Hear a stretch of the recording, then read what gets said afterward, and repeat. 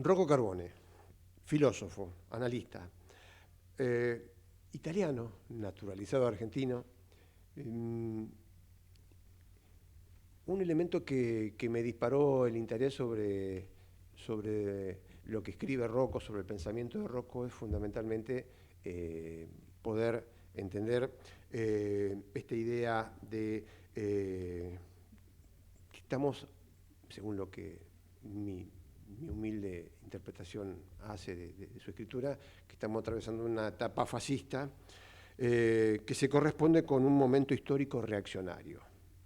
Y ahí, además de hacer un análisis internacional, darle un contexto internacional, lo trae a nuestra realidad, a nuestra Argentina y a lo que vivimos, y que esta etapa fascista también es superadora de otra etapa anterior, que fue reivindicatoria, en todo caso, en términos sociales.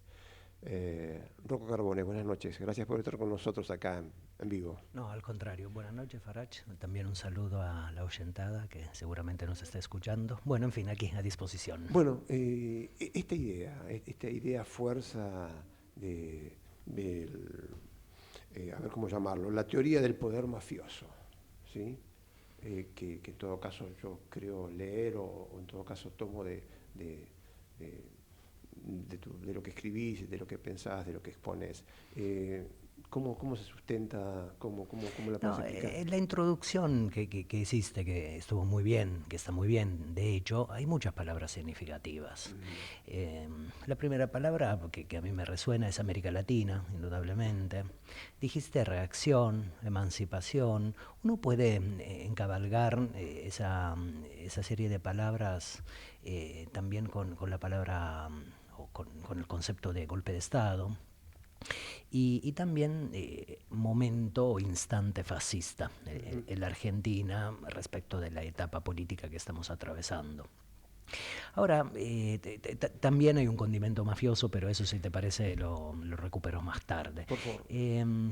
Desde mi punto de vista, desde 1994 o 1998, o sea, desde la emergencia del Ejército Zapatista de Liberación Nacional en Chiapas, o que se manifestó en el 94, o a partir de la emergencia de Chávez en Venezuela. De hecho, este domingo hay elecciones en la hermana Venezuela. A partir del 98, cuando emerge Chávez, empieza en América Latina un ciclo emancipador. Un ciclo enormemente emancipador. Mira, en Bolivia también le formó parte de ese amplio ciclo emancipador. Hay un escritor de 1930, de la época del 30 del siglo pasado, que escribió una novela relevante, Raza de Bronce, y un ensayo, Pueblo Enfermo. Y era un escritor, un conservador, uno de los grandes escritores bolivianos, y decía en la novela Raza de Bronce: para que en este país un hijo de indio se vuelva presidente de la República, se debe modificar la mecánica celeste. Bueno, eso aconteció en Bolivia, en ese ciclo emancipador progresista, con la primera presidencia de Evo Morales, y efectivamente ese ciclo creo que podríamos decir que tuvo vigencia hasta 2015, ese ciclo emancipador. Bueno, en la propia ley de la historia podríamos decir que luego de la emancipación siempre se precipita un momento reaccionario. En América Latina, entre emancipación y reacción, entre el 98 y 2015, desde mi punto de vista, hubo una permanente lucha de clases, o una pulseada permanente entre las fuerzas emancipadoras y fuerzas reaccionarias. De hecho, hubo 4 golpes de Estado en el siglo XXI latinoamericano. Perdón, el primero en Honduras, el segundo en Paraguay. Antes hablábamos de Curuguatí, donde aconteció el golpe de Estado de 2012 en Paraguay. Luego hubo posteriormente un golpe de Estado en Paraguay, en Brasil, y el último en 2019 en Bolivia. Bueno, me parece que lo que ha acontecido aquí en la Argentina el año pasado, con la emergencia de la Libertad Avanza, que es una nueva fuerza que surgió en el corazón de la pandemia, se precipitó o se profundizó esas formas reaccionarias que venían disputando con la emancipación a través de los golpes de Estado latinoamericanos. Y me parece que, si no me engaño, o en todo caso, si no nos engañamos, porque somos varios que en la Argentina estamos debatiendo sobre el fenómeno de la libertad avanza, encabalgándolo con la categoría fascista, estamos ante una emergencia de un poder que podríamos efectivamente nombrar como fascista. Es una palabra dificultosa para la Argentina, pero estamos aquí para conversar sobre ella, ¿no? No quiero desaprovechar la oportunidad de repente vos señalabas el caso de Lugo en Paraguay, digo, Sí. ¿sí? Y en el caso también, para este siglo, el caso de Brasil, digo, lo que un republicano diría mecanismos de la democracia para seguir actuando, digo, porque tal vez en el caso de Brasil hubo un golpe, ¿sí? Sí. Formal en términos historiales, donde en todo caso lo que actuó fue el Parlamento dentro de los mecanismos, etcétera, etcétera. En Paraguay también. En Paraguay también pasó lo mismo, digo, esta situación, digo, en que de alguna forma lo que hubo fue un derrocamiento de un presidente o de una presidenta, En el caso de Brasil, sí. ¿sí? Bajo mecanismos parlamentarios, tiene que ver también con toda esta etapa postdictaduras en la región, digo, como mecanismo de control, digo, también podemos ubicar ahí a Evo Morales también de repente. Tiene que ver con el lawfare, ¿no? Lo que lo que se dio en llamar lawfare, que es una palabra que a mí no me gusta mucho, pero que es una guerra jurídica en la cual también se manifiestan otras fibras u otras dimensiones, una dimensión violenta, una dimensión parlamentaria, otras dimensiones institucionales. En el caso de Paraguay, o como en el caso de Bolivia en 2019, hubo fuerzas policiales. En el caso de Paraguay hubo matanzas de campesinos en una ciudad preciosa que se llama Curuguate, una ciudad campesina, y en el caso de Bolivia, en el 19 también hubo fuerzas policiales y militares que desplegaron grandes formas violentas para derrocar formas políticas que podemos considerar contenidas dentro del ámbito de la emancipación. Aquí en la Argentina hubo tentativa de golpe de Estado, hubo tentativas destituyentes.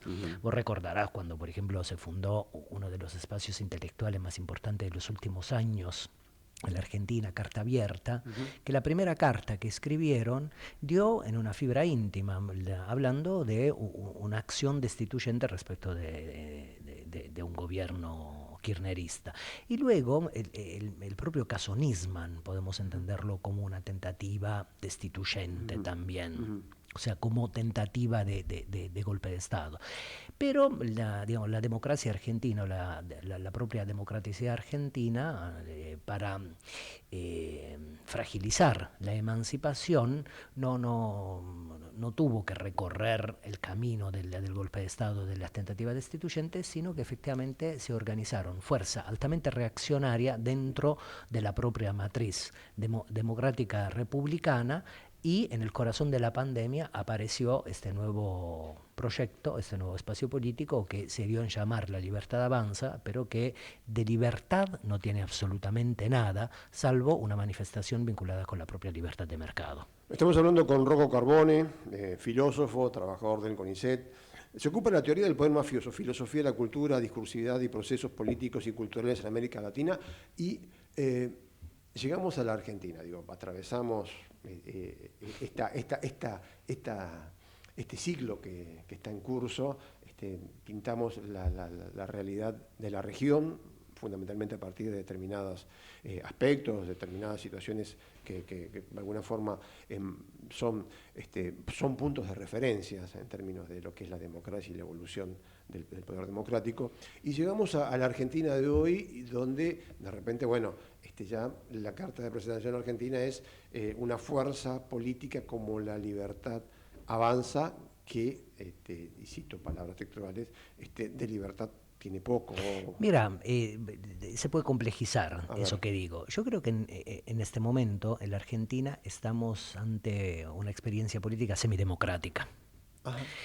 Esa palabrita es interesante, la palabra democracia es una palabra muy antigua, es una palabra que está compuesta por demos y kratos, o sea, el poder del pueblo, y la democracia tal como la conocemos hoy en día emerge con una consigna revolucionaria, una consigna revolucionaria burguesa, incluso si querés, ¿no? Que aparece con la Revolución Francesa. Esa consigna es libertad, fraternidad e igualdad. Bueno, esa consigna es de lo más interesante. Una consigna es una palabra de orden, que aparece, es una forma de la lengua, una forma de la retórica, que cuando se desborda de la lengua empieza a tocar conciencia, cuerpos y se transforma en acción. Hay muchas consignas famosas en la vida política latinoamericana. Patria o muerte es otra. Pero bueno, libertad, igualdad y fraternidad. Esa consigna que está encabalgada con la emergencia de la revolución en Francia, ¿qué quiere decir? Que la libertad no puede caminar sola, que para manifestarse necesariamente debe ir acompañada de otras dos virtudes, de otras dos palabras, que son efectivamente la igualdad, que es un ideal ético-político, y la fraternidad, que es un vínculo afectivo con otra persona, que puede ser mi hermano de sangre o no. Bueno, me parece que todo esto, el poder de gobierno, el poder que ahora gobierna la Argentina y que se autonombra como la libertad avanza, separa la libertad de la igualdad y la fraternidad. Y al hacerlo, comprime la democracia, desestructura la democracia, la achata. Entonces me parece que estamos ante un momento semidemocrático o con una democracia altamente fragilizada a 40 años de la vuelta a la institucionalidad democrática. En 2024 se cumplieron 40 años de la vuelta a la institucionalidad democrática luego de la última dictadura. Y me parece que efectivamente la democracia argentina puesta en crisis por un poder que podemos nombrar como fascista. Ahora, más allá, en todo caso, de la lectura particular que yo pueda tener sobre este momento político y sobre Javier, de manera específica de Javier Milei como presidente y toda la política que desarrolla, digo, los aspectos fundantes formales de lo que son la democracia se encuentran, a mi humilde opinión, digo, en términos plenos, porque la posibilidad del voto existe, no hay una fuerza militar que lo maneje, digo, entiendo lo que estás... cuando vos hablas de una... Es discutible eso que decís. Claro, bueno, por eso digo, pero digo, también me Te hago resulta... un ejemplo. A ver, te hago un favor, ejemplo. porque me resulta también complejo el tema entiendo la palabra democracia restringida, ¿sí? O Sí. creo entenderla en todo caso, tal vez, ¿sí? Lo que también entiendo de repente es que la discusión política también tiene un marco en el que tal vez desde un lugar mucho más amplio, mucho más en términos de discusión política, podría haber sido de lo que fue el kirchnerismo en términos prácticos y políticos y en términos de discusión y de apertura, y hoy tiene un sesgo mucho más cerrado y con una mayor imposición de ideas y hasta con un estilo bastante, por lo menos a mi gusto, bastante objetable, digo, pero me cuesta en todo caso terminar de te hago un ejemplo para que se vea la democracia restringida que vos señalás. Te hago un ejemplo para que se vea inmediatamente. En la Argentina indudablemente hay los tres poderes que definen el orden democrático: el poder ejecutivo, el poder judicial y el poder legislativo, que digamos se sintetiza dentro del Parlamento. Ahora bien, te hago una pregunta, como si fuera yo el entrevistador. Dale. Por ejemplo, el Poder Judicial. Sí. Cada sujeto, cada ciudadano, cada ciudadana es igual ante la ley. ¿Eso se puede decir que en la Argentina está vigente? Por ejemplo, hay políticos perseguidos hasta decir basta, y hay otros políticos que quebraron este país, metiendo, por ejemplo, un caballo de Troya en la Argentina a través de una deuda de miles de millones de dólares que, por ejemplo, no han padecido o no han obtenido la atención de la justicia. Entonces, ahí vemos un poder judicial o ciertos fragmentos, sectores del poder judicial que consideran la justicia como un acto injusto, porque digamos, ese poder funciona de manera discrecional en función de tales o cuales ideologías. Entonces ahí ya tenés un poder que democráticamente, que no funciona democráticamente como tal. Luego, en cuanto al Parlamento, el Parlamento está abierto. Funciona la Cámara Baja, funciona la Cámara Alta, funciona la Cámara de Diputados y Diputadas, funciona la Cámara de Senadores y Senadoras, ¿no? Entonces estaría bien que me objetes que, puesto que el Parlamento funciona, estamos ante un poder democrático, porque hay división de poderes y todos los poderes funcionan autónomamente. Pero acabamos de ver que el Poder Judicial es discrecional, o un sector del Poder Judicial es discrecional. Si pasamos, por ejemplo, al Congreso de la Nación, y si miramos la ley Bases, ¿qué vemos? Que, por ejemplo, ahí se votó una ley que confiere al presidente superpoderes durante un tiempo, creo que un año. Conferir superpoderes al Ejecutivo y a la figura del presidente de manera complementaria e inversa implica fragilizar el Parlamento. Ahora, si uno mira la historia del fascismo o de los fascismos, porque hubo mucho fascismo durante el siglo XX, siempre vimos poderes, el fascismo como tal es un poder que siempre trató de aplastar, de achatar o en todo caso de fragilizar el poder parlamentario. El poder parlamentario es un poder de mayoría, no es un poder elitista como el poder ejecutivo o como el poder legislativo.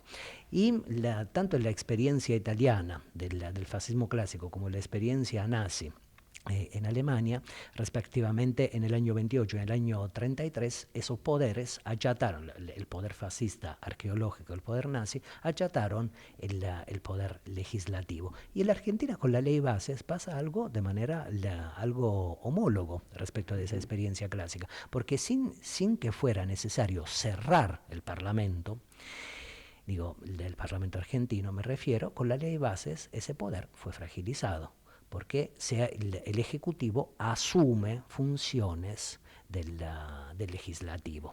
No, Por eso, más allá de coincidir en términos de la lectura de lo que puede ser el contenido de la ley Bases y todos los elementos, la verdad que en términos como habitante y como ciudadano de esta realidad, también en todo caso podemos objetarlo, podemos observarlo. Digo, recuerdo las condiciones que puso Carlos Menem para poder asumir de manera anticipada su gobierno tras la crisis y la salida intempestiva de Raúl Alfonsín, también con una ley de emergencia, digo, determinados superpoderes que le permitieron también empezar a trabajar y algunas condiciones. Yo lo que veo, ¿sabes qué? Es que de repente durante el gobierno de Cristina Fernández de Kirchner el Parlamento tenía la fuerza, el oficialismo tenía una mayoría importantísima. ¿Sí? Ahora también. Acaba de pasar una ley Bases que, por ejemplo, es casi una reforma constitucional. Pero desde un espacio de negociación que el kirchnerismo no tuvo teniendo mayoría, por ejemplo. El kirchnerismo no pudo avanzar con modificar la ley de reforma, la ley de reforma final, la ley financiera. Vos fijate qué complejo toda esta historia, que teniendo inclusive la mayoría de gobierno en su momento, no tuvo entre comillas, ¿sí?, el poder necesario y la decisión necesaria de poder reformar la ley de entidades financieras. Entonces, yo lo que veo también es que hay un condicionamiento político o una alianza política, o que el poder entre comillas, el fascismo Farache, ¿sabes qué es? Está más arriba de toda esta historia. ¿Sabes cómo ¿no? se puede entender el fascismo? Lo podemos entender de múltiples maneras, Dale. pero de una manera rápida. Sí. Para imaginarlo, es el gobierno desnudo del capital. Por eso estamos viendo esto que está pasando en la Argentina todos los días. Porque efectivamente estamos ante un poder que expresa permanentemente el poder desnudo del capital financiero, porque el capitalismo también está atravesando a través de, tiene distintas dimensiones en el mundo que vivimos. Si yo no me engaño, te diría que el capitalismo en América Latina tiene por lo menos 3 dimensiones. Una dimensión clásica, arqueológica, el capitalismo productivo, vinculado, que vincula el trabajo con el propio capital. Luego un capitalismo financiero, el capitalismo de plataforma, el capitalismo del fondo FIMA, por así decirlo, el capitalismo celular. Y luego un tercer capitalismo propio de América Latina, que no podemos encontrar en otras latitudes del mundo de manera homóloga, que es un narcocapitalismo. No anarcocapitalismo, narcocapitalismo. Bueno, esas son las 3 dimensiones imbricadas del capitalismo del siglo XXI en América Latina. ¿Vos crees que esto vino para quedarse ya, que Milei puede ser la consolidación de esto, o que todavía los procesos democráticos en la región están abiertos en términos de discusión?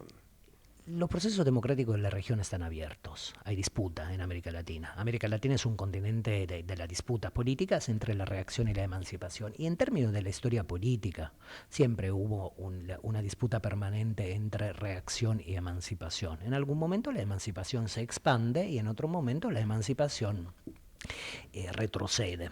La propia historia de la humanidad se llama lucha de clases. Ahora, hay disputas. Si miramos México, efectivamente la emancipación logró consolidarse. Ahora vamos a ver en Venezuela qué pasa el domingo. En Brasil, luego de un golpe de Estado y luego de una cárcel al presidente Lula, logró afirmarse nuevamente la fuerza del Partido de los Trabajadores. Y aquí en la Argentina también estamos en una fase de disputa. En este momento es un momento ambiguo, duro, problemático de la vida política y de la vida social en la Argentina, porque acaban de ganar las elecciones hace relativamente poco, pero disputa la hay y la habrá, hasta tanto no vuelva la emancipación de nuevo. Pasa todo tan rápido, Rocco. Un gustazo poder hablar conmigo. Un gustazo en las coincidencias y en las disidencias. Claro que Realmente sí. te agradezco muchísimo que hayas participado con nosotros. Queda abierta la invitación como para seguir hablando. Y porque me parece que yo puntualmente me quedé corto en términos de poder facilitarte el desarrollo de toda esta idea, de este volumen de idea que tenés y que me parece muy atractivo y muy No, interesante. igual, gracias a vos, a la radio y a disposición para cuando quieran. Rocco Carbone, filósofo, analista, acá con nosotros en Punto de Referencia.